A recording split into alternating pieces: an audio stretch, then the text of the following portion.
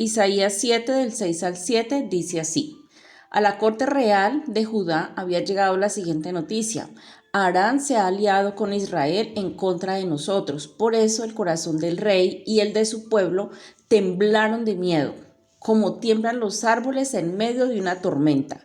Entonces el Señor dijo a Isaías, toma a tu hijo Sear-Jasub y ve al encuentro del rey Acaz. Lo encontrarás al final del acueducto que conduce el agua del estanque superior, cerca del camino que lleva al campo donde se lavan las telas. Dile que deje de preocuparse, que no hay por qué temer a la ira feroz de esos dos tizones apagados, que son Rezín, rey de Acab, y Peca, hijo de Remalías.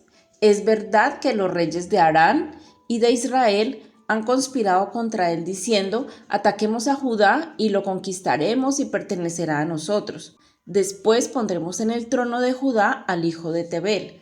Pero esto dice el Señor soberano, esta invasión nunca sucederá, nunca se llevará a cabo. Aquí tenemos a Acaz, quien había recibido un mensaje. Había llegado una noticia donde dos ejércitos iban a atacar su reino. Y por causa de esta noticia dice el Señor que el corazón de Acaz se tambaleaba de miedo. Algo que vino de afuera logró entrar a conmoverlo, a desestabilizarlo, y por esto Dios enviaba a buscarlo, no precisamente para que no se fuera a preocupar, sino para que dejara de preocuparse, porque esa situación que se tornaba tan tremendamente difícil realmente no era nada para el Señor. Dios envió un mensajero para recordarle a Acaz cómo debería ser su actitud frente a esa dificultad, debido a dos cosas. Una, el enemigo no tenía poder sobre Acaz como tampoco lo tiene sobre nosotros. Y dos, Dios estaba con él. Solo debía darse cuenta, entenderlo y caminar conforme a este contramensaje, por así decirlo, que ahora enviaba el Señor.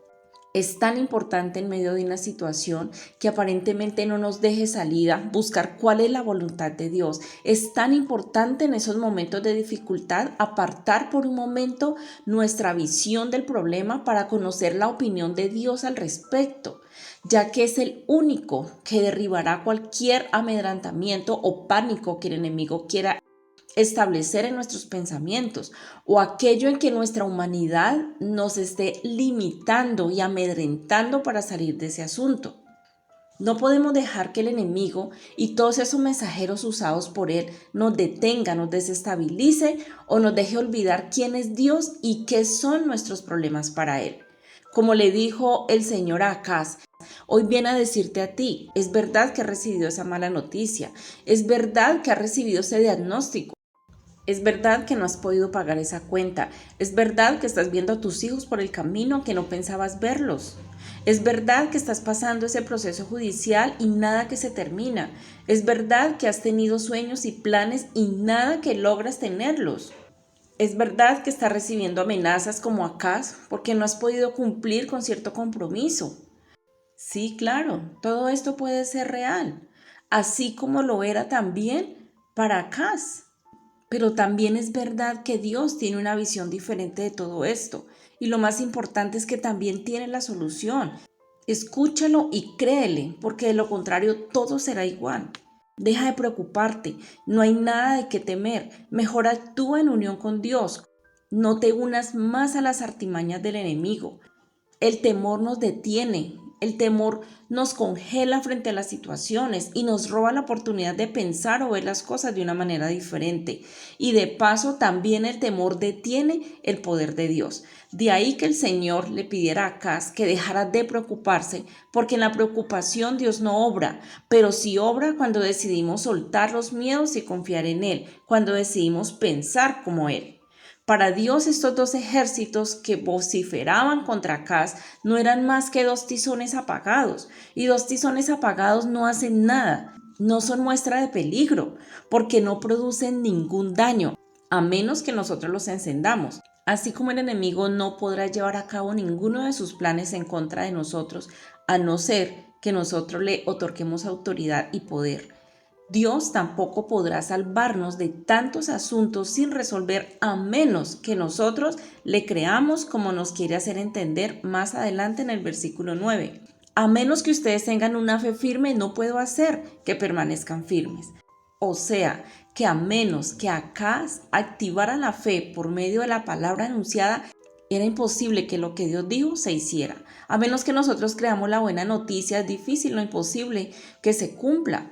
Por eso Dios dice que nada es imposible para Él, pero nosotros debemos creer que es así. A menos que nosotros dejemos el miedo de lado, Dios no lo hará por nosotros. A menos que nosotros busquemos primero el reino de Dios y su justicia, Él nos dará las añadiduras, como está en Mateo 6:33. A menos que nosotros nos deleitemos en el Señor, Él no nos concederá los deseos de nuestro corazón. Salmo 37:4. Que Dios te traiga a memoria cada una de estas palabras que hoy te ha traído en el mismo instante en que tú empiezas a recibir amenazas, en el mismo instante que tú recibas esos mensajes o esas malas noticias que vienen con la intención de detenerte, desmotivarte o de desenfocarte. No abandones cada una de estas instrucciones y Dios obrará a tu favor.